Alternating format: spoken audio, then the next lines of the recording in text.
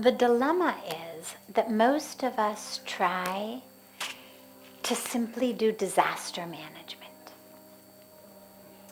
crisis control, meaning here I am in this state of crisis. Okay, how do I control myself? Not that it can't be done, but it helps to have some preparedness. If you know this keeps happening to me, you need to prepare in advance. Because in the midst of that, something has happened, I'm losing myself, I'm very upset, I'm very angry. It's very hard to pull yourself together then.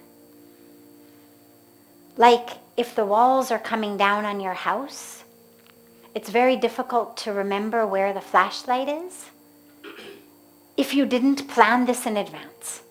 So if you know, okay, I have a challenge. We won't call it a problem, we'll call it a challenge. It's an opportunity. I have an anger opportunity. I have a panic opportunity. Okay? So these opportunities keep presenting themselves in the form of anger in my life, in the form of panic in my life. So the first thing you do is you get yourself prepared. What do you need to be prepared? And so maybe it's a practice of the breath, a technique that you know in that moment you can go to, it will calm you down. Maybe it's a particular chant, somebody chanting a particular mantra in a beautiful way, somebody singing Om, whatever it may be, that you have that right there to play on your phone in that moment that calms you down, a beautiful chant, some music. Maybe it's some smell for some aromatherapy, whatever it may be. But think about what is it that calms you down in those moments, and have it with you at all times. Number one. That's what we're going to call sort of superficial level, but nonetheless important, crisis management techniques. But number two is crisis prevention. But when the earthquake in our life is our own emotions, we actually can learn to prevent that. And so we need to figure out, what is it that's causing me to lose myself? What is it that, not what's happening in the world around me, because that's not the question. The world around you will always happen. Today it's this, tomorrow it's something else. So the question is never what is happening outside. The question is, what is happening inside that makes me so angry? And the first answer that comes inevitably is going to be, oh, that person does this. But that's not the answer. The answer is, because that person could do what they're doing to somebody else who wouldn't get angry. What is it in you that makes you so angry? What is it in you that causes you to panic in that moment so much? Look at that. What is the attachment you have to things being a different way? What is the attachment that you have to something being in a certain way? What is the fear you have of things being a certain way or not being a certain way? Examine those. And then realize, if it's true, I assume it's true, but realize that your peace of mind, your personal joy, deep joy, your freedom, spiritual freedom, is more important than what anybody else is saying or doing. Because people in the world are going to keep saying and doing really stupid and annoying things. And we can keep getting angry and frustrated and miserable and losing ourselves. Or we can say, I am committed to being a peaceful person because I know that the truth of who I am is soul, is spirit, is love, is truth, is consciousness, is divinity. And I'm committed to experiencing that in every moment. and being really attached to this person showing up on time or this person doing what they say they're going to do ruins that. Now, there's two ways to live. One way is, this is how it should be, this is how I want it, this is right, the people should behave.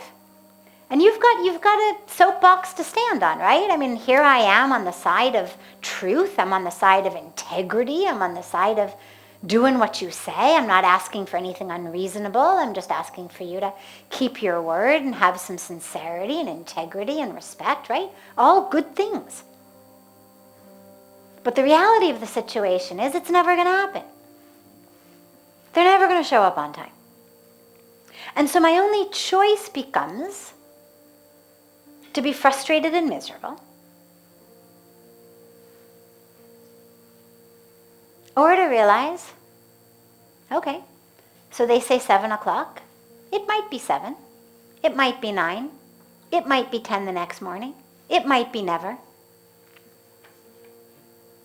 Also likely. But along the way, I'm not going to lose my peace. That person who upsets you, who we're going to assume is suffering in some way, because people who hurt others do it because they're suffering. People who criticize, who complain, who shout, who yell, who harm, who abuse, they're suffering. So when that person sneezes, coughs, vomits their thing on me, all I've got left is my own freedom to either choose to get sick or choose not to get sick. You don't have any control over what the rest of the world does, but you do have control over how you respond. And so on the highest, deepest level for you, yes, keep in your purse, keep in your bag things that calm you down quickly. Disaster management, we'll call it. But let's do disaster prevention. Because these are disasters we can prevent. And this is about you making a conscious decision that you're anchoring, you're grounding, your spiritual freedom, your spiritual truth is more important than however anybody else acts.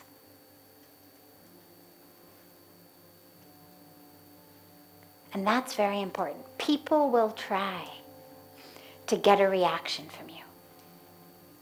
When people are themselves angry and upset, suffering, they're going to try to get a reaction from you. But you have the freedom to choose. Two people, tension between them, you only need one of them to let go. Now, it doesn't mean the other person's not going to keep suffering and being sick and pulling. They will do that. That's their own karmic package. But you're no longer connected to them by a rope at all, number one. Number two, the rope has no tension. There is no longer any tension connecting you with that person.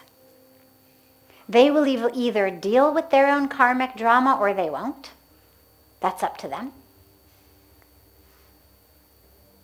But 100% of the tension is gone. So a lot of us think, I need someone else to be different, then it can be okay between us. But the truth is, you only need yourself to be different. You only need yourself to let go. And that's a very empowering choice that we all have. And so use that.